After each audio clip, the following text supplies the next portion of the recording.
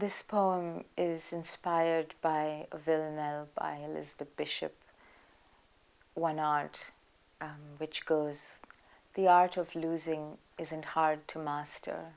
So many things seem intent to be lost that their loss is no disaster." The art of losing. All our lives, we're taught to let go as if loss were inevitable and things replaceable. It begins with the death of the childhood pet, the dog who refuses to eat for days, the bird or fish found sideways dead.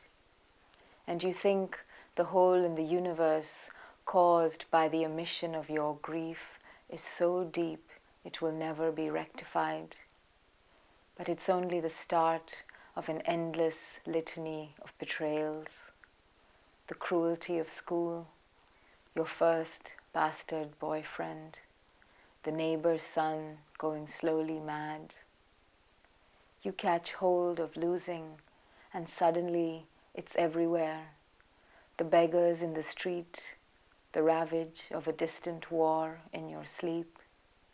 And when grandfather hobbles up to the commode to relieve himself like a girl without bothering to shut the door, you begin to realize what it means to exist in a world without.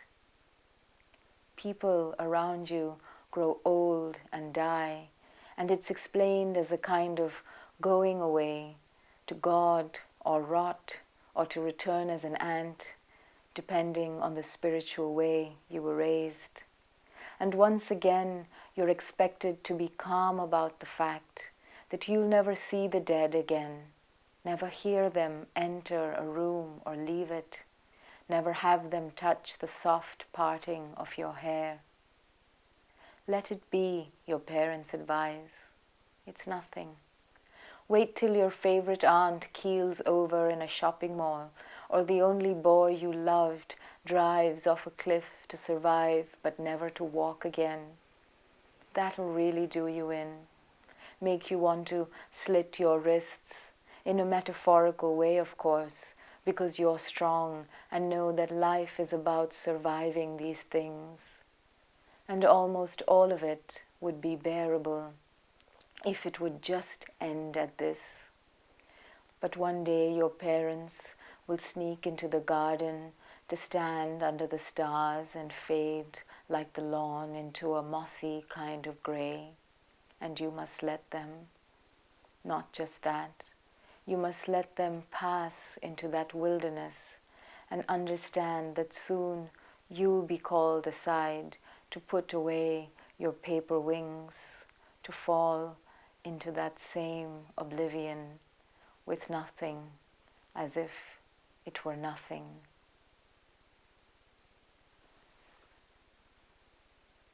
Walking around after Neruda. It happens that I am tired of being a woman. It happens that I cannot walk past country clubs or consulates without considering the hags, skinny as guitar strings, foraging in the rubbish. All along the streets there are forlorn mansions where girls have grown up and vanished.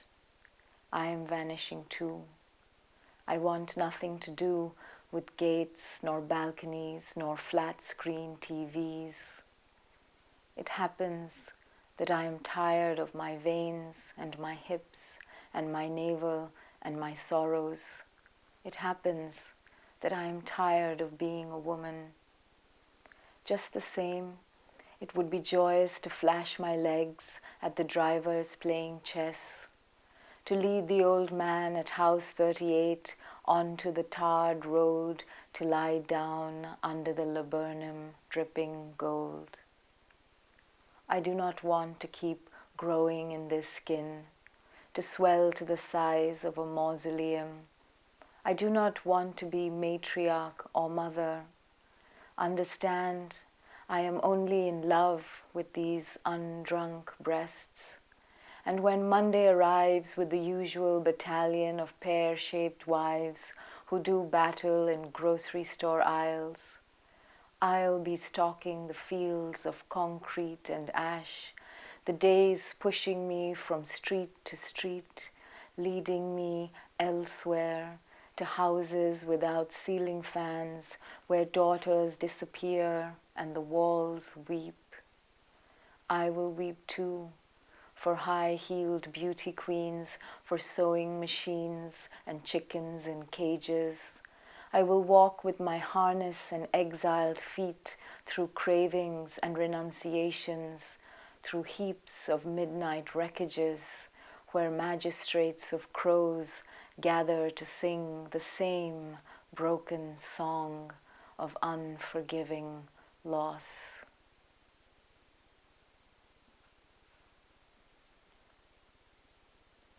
This poem is called The Memory of Wales, and it's one of my very few Wales poems.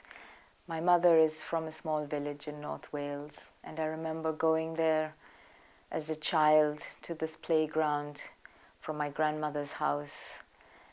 And it seemed to me that being in Wales gave me a different perspective of time, because I'd never seen the summer evenings go on for so long. And in a way, it resembled that famous Dali painting with the melting watches, where memory and dream and reality all get mixed up.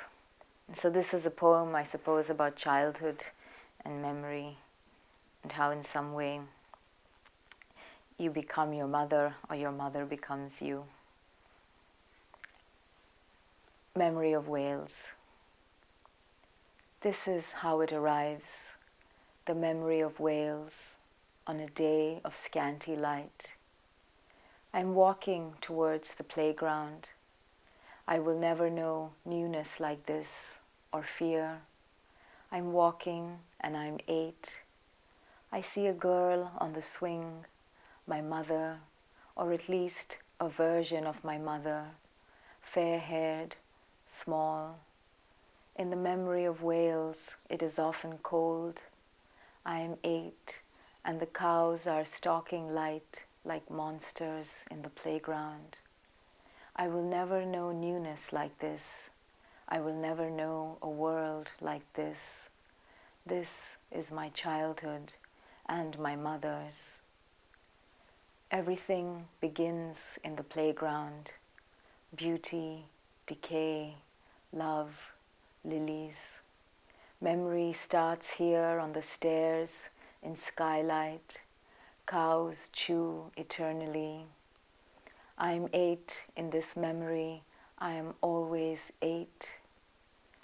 There is a painting that speaks to this malady of recurrence, an indigo twilight of melting clocks, which shows Mother Time as a kind of persistence, memory and dream coupling on the ground.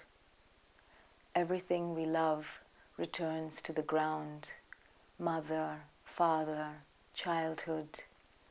When I'm 8, I know nothing of betrayal, but the memory persists. Only once is it different from this. My mother, no longer a girl, is walking a ridge of light. Now she's at the wooden gate. Light from Welsh stars tumble to the ground.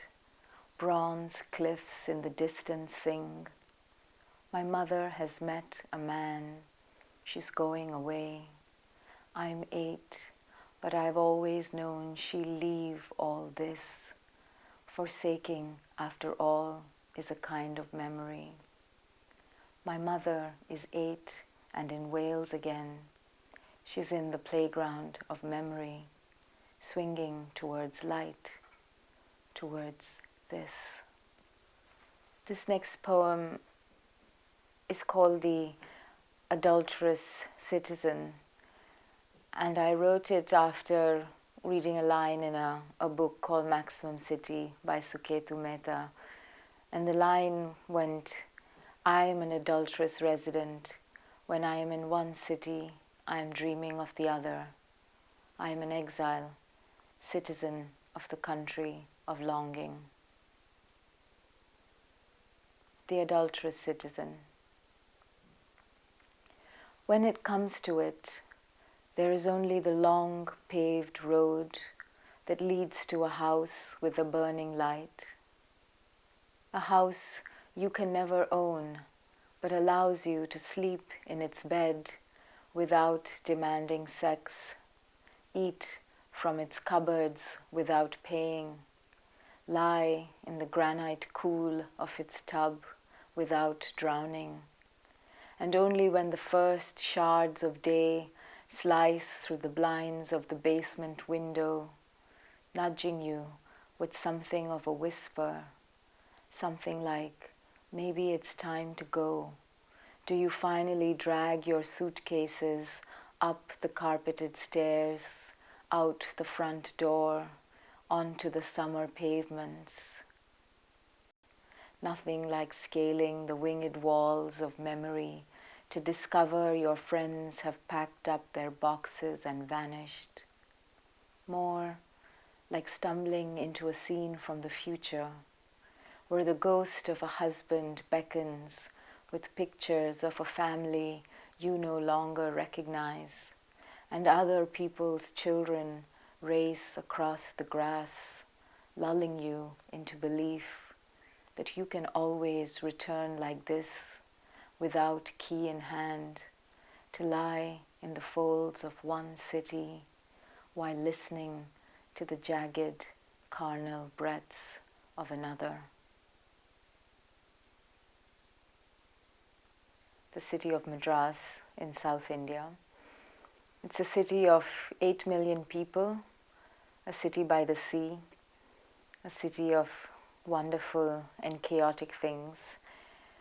When I return home, I always notice that life goes on very loudly there. That's my first observation, and I'm always amazed by it. This poem was written on a particularly quiet day after the tsunami of 2004. Homecoming. I forgot how Madras loves noise, loves neighbors and pregnant women and gods and babies, how funeral processions clatter down streets with drums and rose petals dancing death into deafness, how vendors and cats make noises of love on bedroom walls and alleyways of night, operatic and dark, how cars in reverse sing jingle bells and scooters have larynxes of lorries, how even color can never be quiet, how fisherwomen in screaming red with skirts and incandescent third eyes and bangles like rasping planets, and Tamil women on their morning walks in saris and jasmine and trainers can shred the day and all its skinny silences. I forgot how a man lying under the body of a tattered boat could ask for promises, how they could be as silent as the sea on a wounded day, altering the ground of the earth as simply as the sun filtering through, the monsoon rain dividing everything.